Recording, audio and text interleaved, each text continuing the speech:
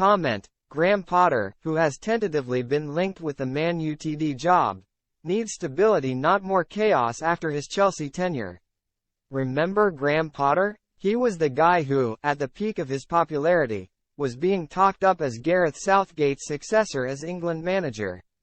Then Chelsea happened and the manager, with a degree in leadership and emotional intelligence, was made to look like he had a dunce's cap on. 8 months on from his Stamford Bridge sacking,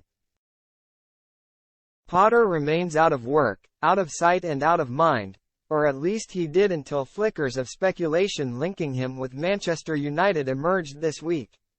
The stories are tentative but dots are being joined. Erik ten Hag retains the backing of the Old Trafford powerbrokers and will do whatever fate has in store for his flaky United side at Anfield today. But the wind of change about to blow through the club, with the impending arrival of Jim Ratcliffe as a minority shareholder with the remit to sort out the football, has brought Potter's name into the frame. Ratcliffe, apparently, is a fan of his work. So too Dave Brailsford, the Ineos director of sport, who will be as influential as anyone in plotting United's New Year direction of travel. There will be plenty of Chelsea fans spluttering into their cornflakes that they might even be considering Potter. After the South Coast sunshine of Brighton, Potter's time at Stamford Bridge was a storm-tossed shipwreck. But here's the thing.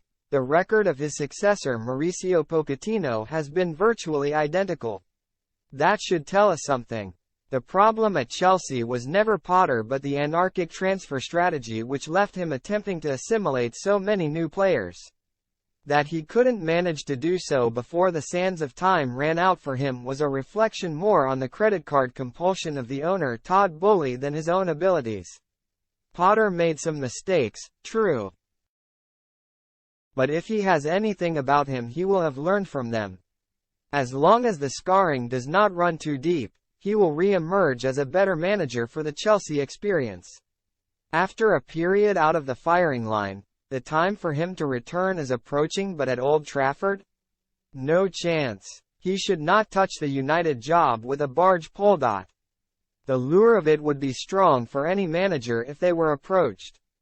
For all their missteps, this week's Champions League flop being the latest, United remain one of the biggest and most glamorous football clubs in the world.